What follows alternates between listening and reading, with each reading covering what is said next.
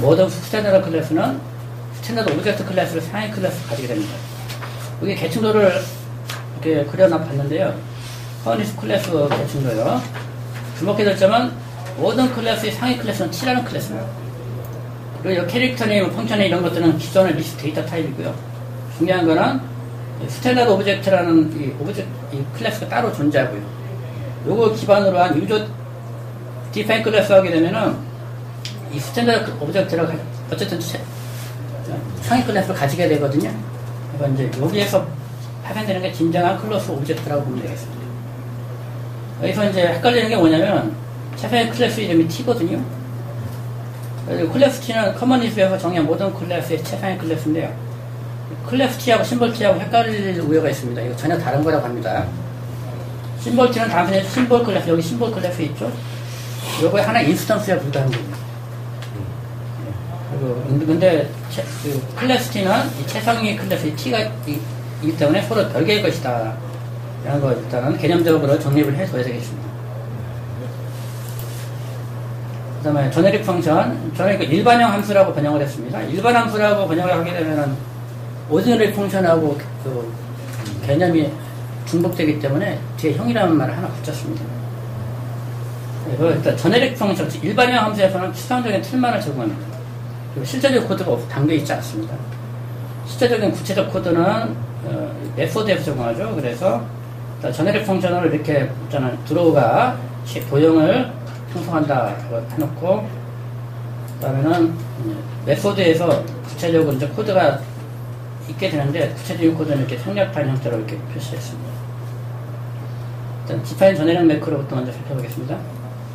디파인 제네릭 매크로는 바디 부분이 없는 것을 제외하고는 디펑 매크로하고 형태가 유사합니다. 그래서 일단 디파인 제네릭을 쓰고요, 함수 이름을 쓰고, 파라미터 리스트가 그 다음에 나오고요. 옵션들이 별표는 아시죠? 0이나 또는 무한히 반복될 수 있는 거고요.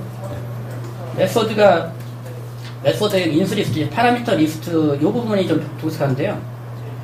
메소드 인수 리스트, 즉, 제네릭 펑션의 인수 리스트와 동일해야 됩니다.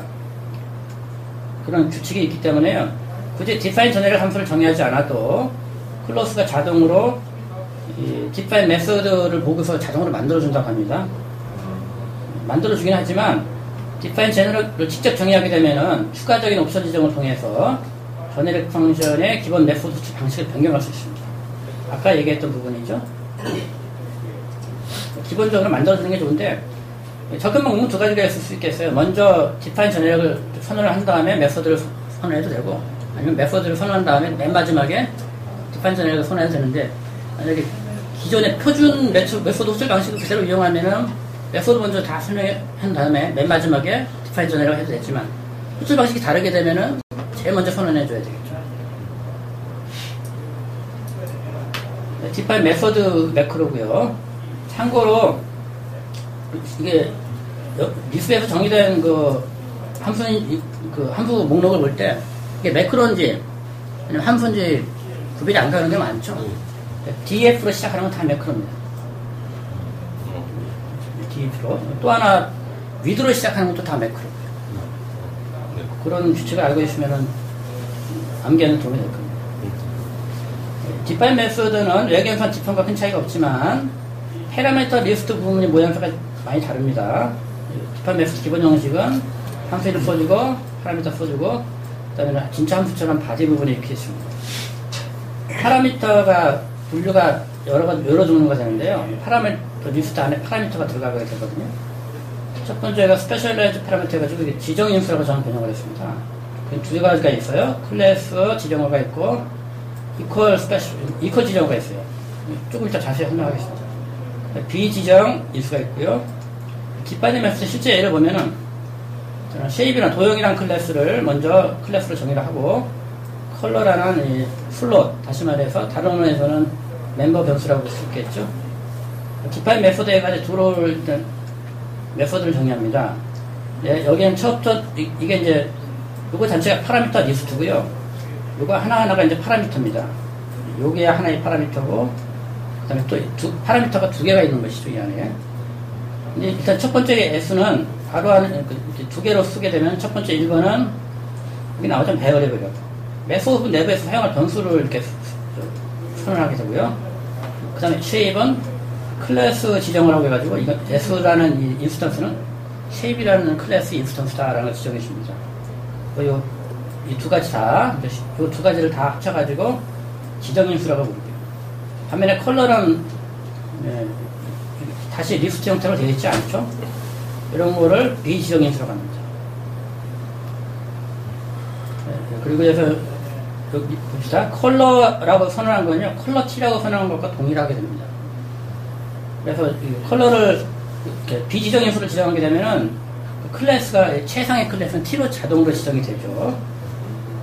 클래스 스페시파이어, 그러니까 여기서 클래스 스페시파이어도 이거죠. 보실래야죠. 다시 말해서 쉐이크와 같은 클래스가 지정이 되지 않으면은 최상의 클래스인 T가 클래스 지정어가 됩니다. 따라서 두 번째 인수 자리에는 최상의 클래스 T의 모든 하상 클래스, 하이 클래스를 좀 어느 것이 있는지 다 볼 수가 있습니다. 여기서 보시면은 컬러라고 해가지고 여기 그리는 요거는 사실은 스트링이죠. 스트링은 T라는 클래스가 하위 클래스이기 때문에 지정이 가능하고, 그린이라는 거 대신에 뭐 예를 들어서 숫자를 집어넣어도 상관없습니다. 예를 들어서 RGB 코드를 집어넣어도 또 리스트 코드를 집어넣어도 역시 T의 해상 클래스이기 때문에 어떤 형태든 다 받아들일 수가 있습니다.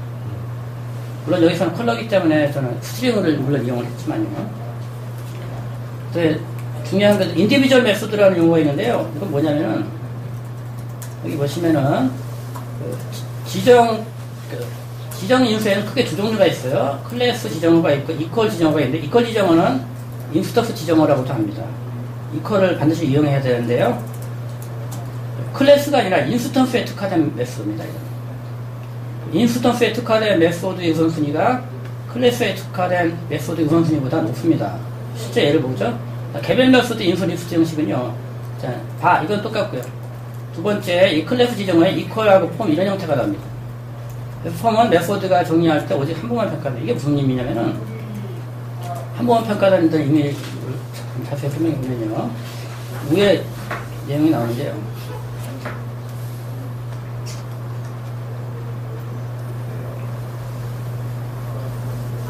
여기에요. 여기에서 보시면 아시겠지만 이퀄 지정으로 지정을 했거든요. 중요한 건 뭐냐면은 파이브스 이렇게 선언을 여기서 했죠. 인스턴스를 생성했습니다. 여기 들어갔는데요. 그런 다음에 만약에 파이브스를 메이크 인스턴스로 해가지고 또다시 새로운 인수를 생성한다고 가정을 해보죠. 그렇게 되면은 이때 이 이퀄 파이브스는 원래 선언했던 요거, 그러니까 지정했던 요거만 가리키게 된다는 겁니다. 정의할 때 한 번만 실행이 되기 때문에. 그래서 만약에 이걸 실행한 다음에 만약에 여기서 인스톨 해가지고 파이어폭스 이렇게 실행한 다음에 파이어폭스 객체를 다른 거로 다시 바꿔버리게 되면은 효력이 발생하지 않게 되죠. 그런 의미입니다.